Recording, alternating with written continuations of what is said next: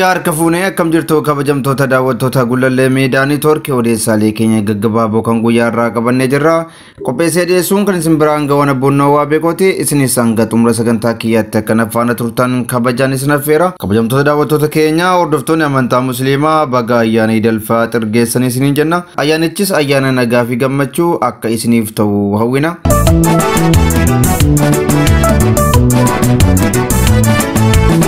odeessaalee keenya guyyaa har'aa keessatti maturee tokkicha qabannee jirra. Matureen keenyas dhimma ajjeefamuu qondaala siyaasaa adda bilisummaa Oromoo Jaal Battee Urgeessaa ilaallateeti. Qondaalli siyaasaa adda bilisummaa Oromoo Jaal Battee Urgeessaa magaalaa Maqii keessatti ajjeefamuun isaanii baramee jira. Qondaalli ABO jabaan kun obbo Batteen qonnaa paapayyaa bakka dhaloota isaanii kan taate Maqiitti argamu hordofuuf jimaata darbee garas imaluu isaaniis dhageenyeeti jira. Akka maddeen himanitti obbo Batteen magaalaa Maqii hoteela keessa turanirraa alkan kaleessaa naannoo isaa jaatti qaamolee mootummaatiin fudhatamanii rasaasa ja'an rukutamuun akka ajjeefaman himamaati jira. Nama kana eenyutu ajjeesee fi maaliif ajjeesan gaaffiin jedhu yoo jiraate qoreen nageenyaa Shimallis Abdiisaatiin hoogganamu akka ajjeese akkasumas maaliif gaaffiin jedhu yoo jiraate immoo Oromoo waan ta'eef kana malees dhuunfaa isaatiin namni kun yaada inni kaasu yookaan beekumsa inni qabu dura dhaabbachuu waan dadhabaniif falli isaanii hojii namni sodaatan kamuu hojjetu rasaasaan tumanii ajjeesuudha. Obbo Battee Urgeessaas kanuma lamaaniif ajjeesan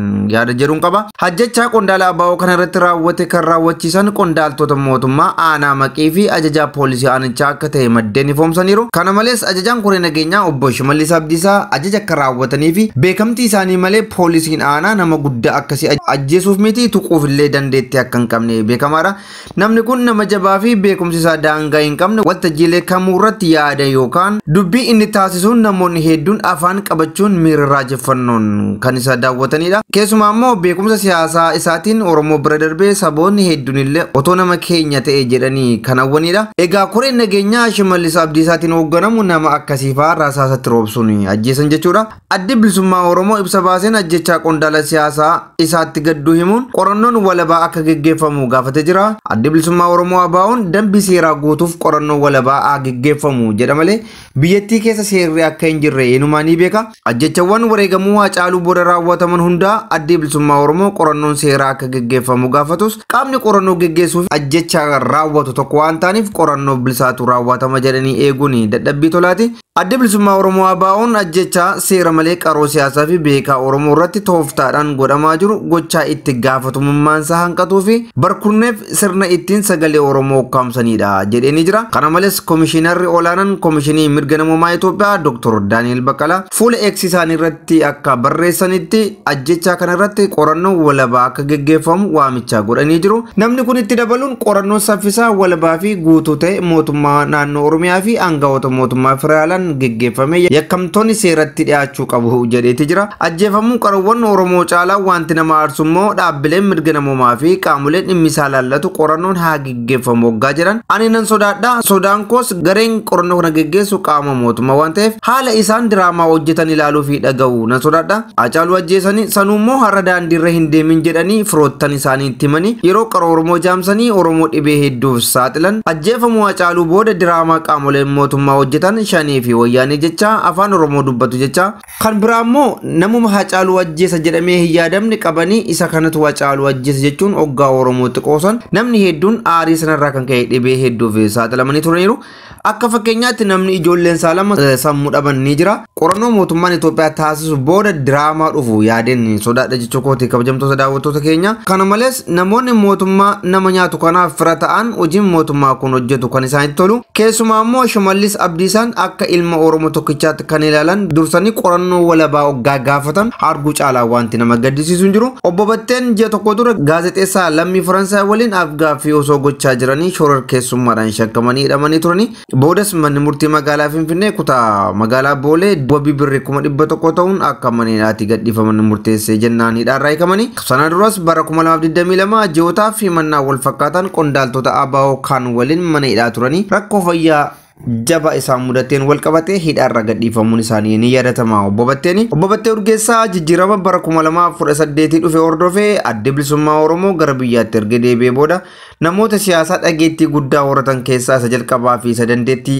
addaa qabaachuu isaa mirkaneessedha. Keessumaa immoo adda bilisummaa Oromoo ABO'n yeroo adda addaatti dhiibbaa alaa fi keessoon rakkoo wayita isa mudatutti ejjennoo dhaaba isaa cimsee calaqqisiisuuf miidiyaalee adda addaa irratti kaayyoo dhaaba isaa himuun nama rakkoo hamaa keessa taa'eeyyuu cichoominaan qabsaa'uu isaa Obbo Batteen mirkaneesseera. Akkuma duraan jedhe namni kun nama jabaa fi beekumsa hunda galeessa qabuun siyaasa Oromoo fi Itoophiyaa keessatti nama urjii abdiin irra kaawwame ture. Obbo Batteen dhaloota haaraa fakkeenya qofa osoo hin taane madaalaa dhaloota haaraa turani. Obbo Batteen kan ajjeefaman koree nageenyaa kan namoota fixaa jiruun akka ta'e immoo ragaan hedduutu jira. Ajjechaan kun bakka dhaloota isaaniitti ta'uun isaayyuu hiika guddaa qaba.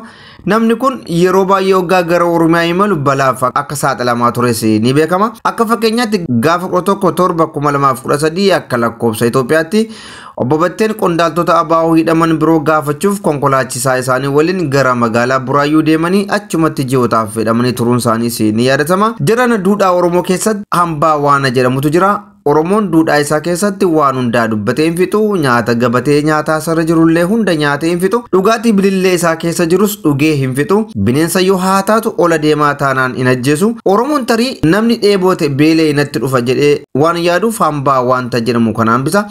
Obbo Shimallis Faan Oromoo akkamiirraa akka dhalatan aadaa yookaan duudhaa akkamiin akka guddatanii kan nama gaafachiisudha. Aangoo fi fixeensi ni dabartii, teessoonis ni jijjiirama. Dhugaan dalagameef dabi raawwatame garuu bakka hin socho'anu gaaf tokko madaalarra nama dhaabdi. Qoree nageenyaa ajajuun beekaa Oromoo waggaa ajjeesan duudhaa saba keessaa dhalatanii wallaaluu fi safuu Oromoof madaqoo ta'uu isaaniiti kan mul'isu. Ajjechaan Jaalbattee irratti raawwate fiixee gara jabinaa mootummaa Itoophiyaa kan mul'isee fi doofummaa qondaaltota mootummaa naannoo Oromiyaa kan mirkaneessedha. Maaliyyuu haa ta'u namoonni akka Jaalbattee ajjeefamuu hin qabani ture. Qaamni ajajes qaamni rasaasa dhukaasee ajjeeses yakkas hojjetanii doofummaa isaanis kan mirkaneessanidha.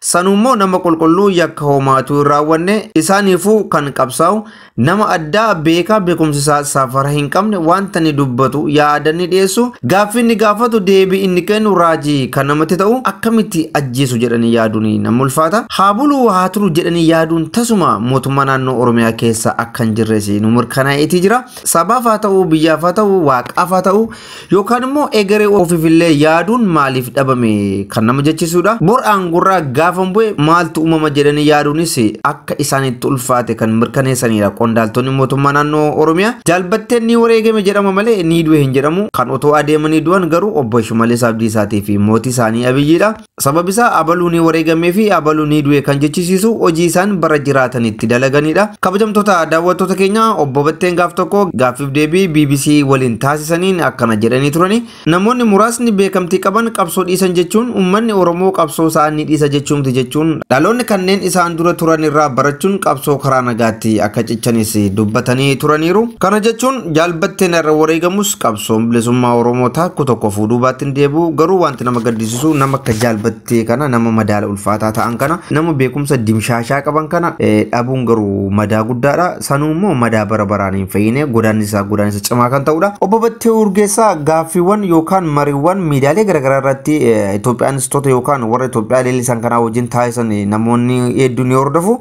Oromoo qofa osoo hin taane namoonni hedduun nama kana garaajeffatanu beekumsa akkamiiti kun jedhanii sammuu akkamii jedhanii gaafa dinqisiifatanu ni mul'ata. Ani dhiyeenya kana wanti naa galaa jiru mootummaa naannoo Oromiyaa kun doofaa ta'uusaa wallaalaa ta'uusaa keessumaa Shimallis Abdiisaa wallaalaa ta'uusaa doofaa ta'uusaa waan amaneefiyyuu namoota qaroo namoota beekumsa qaban kana ija inaaffaatiin waan fixaa jiru natti fakkaata. Namni kun maaliif sababa kamiiniyyuu sababa Batteen ittiin ajjeefamu sababni tokko hin jiru. Yakka nama raawwatu miti nama nagaadha nama seera barateedha nama seera beekuudha nama hidhannoo qabatee qabsaa jiru miti nama qabsoo karaa nagaatti immoo amanaa jirudha nama fincila kakaasus miti. Namni kun nama biyyattii keessatti haraarri nagaanii fi waliigalteen akka uumamuuf xaaruudha.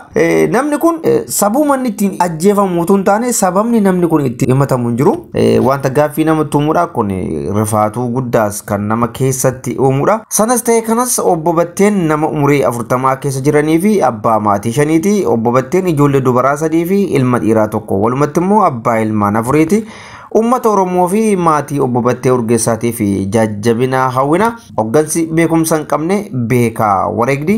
Ajeen kabajamtoota daawwattoota Gulallee Miidiyaa Neetwoork irra deebiidhaan waaqayyo jajjabina isiniif haa kennu isiniin jenna. Odeessaalee keenya kan guyyaa gabaabaa qabanne asuma irratti xumurra. Waan nu daawwattaniif galatooma. Tokkummaan Oromoo cimuu qaba. Ani kanatti hanga lubbuu kootti kanan namana. Mana hidhaatii yeroon bahe wantan waadaa ofii galee tokko keessa gara kootiin sababa wal dhabdee akkan hin taane hamman danda'een tokkummaa Oromooti irratti.